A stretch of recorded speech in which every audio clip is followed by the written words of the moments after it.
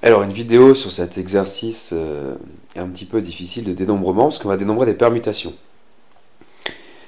Donc là on vous dit qu'on mélange des livres dans une bibliothèque. Donc en numérotant les livres de 1 à n en fonction de leur position initiale. Leur position finale, ça revient à permuter ces entiers.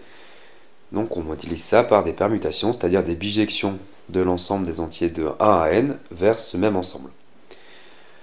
Alors comme la mélange est fait sans conditions particulières, on va supposer que tous les mélanges sont équiprobables. Donc la probabilité est uniforme. Et on sait bien que le cardinal de l'univers, c'est n factoriel. Donc pour la première question, l'événement A, c'est les volumes 1 et 2 de guerre épée se retrouvent côte à côte dans le bon ordre. Donc on va essayer de dénombrer combien de permutations donne ça. Donc on se fait un petit dessin des positions finales, qui représente notre bibliothèque. On peut supposer qu'elle a une seule ligne. Donc on choisit d'abord la position du volume 1. Donc ça peut être n'importe quelle case, sauf la dernière, puisqu'à côté on doit mettre le volume 2. Donc on choisit la position du volume 1, on a n-1 choix. La position du volume 2, bah là on n'a qu'un choix, puisqu'on le met juste à droite du volume 1. Et ensuite les autres livres, on a n-2 livres à placer dans n-2 positions. Cela fait factoriel n-2 choix, puisqu'il y a n-2 choix pour le premier livre, n-1 pour le suivant, n-3 pardon, puis n-4, et puis on descend comme ça. Et le tout dernier livre, il reste qu'une seule place, donc plus qu'un choix. Donc on multiplie ces choix d'après le principe de dénombrement qu'on appelait le principe de multiplication.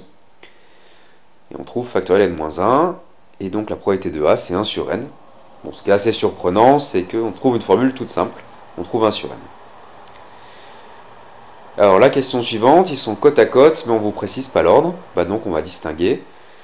Côte à côte dans le bon ordre, c'est l'événement A, et côte à côte dans le mauvais ordre, c'est un événement qu'on va appeler A'.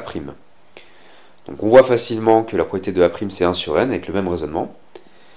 Et ensuite, ces deux événements sont incompatibles. Donc la probabilité de B, c'est la somme des deux probabilités, on trouve 2 sur n. Voilà, alors ensuite des petits dénombrements classiques. La probabilité qu'aucun livre ne change de place. Donc ça veut dire que votre permutation, elle laisse tout le monde fixe.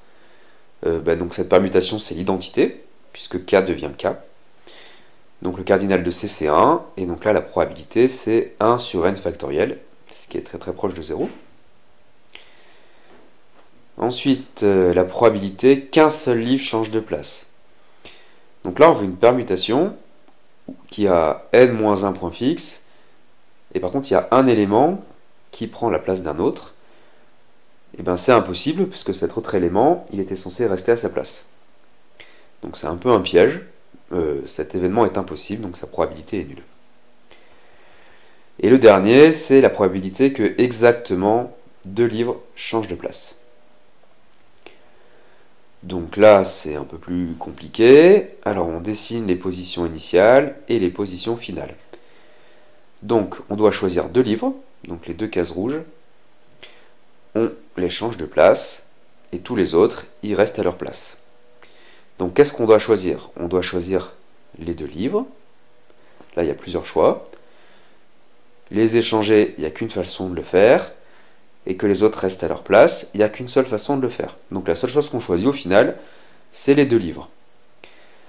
Alors là, attention, il ne faut pas dire qu'on a n choix pour le premier et n-1 choix pour le deuxième, puisque là on vient de mettre un ordre dans nos choix.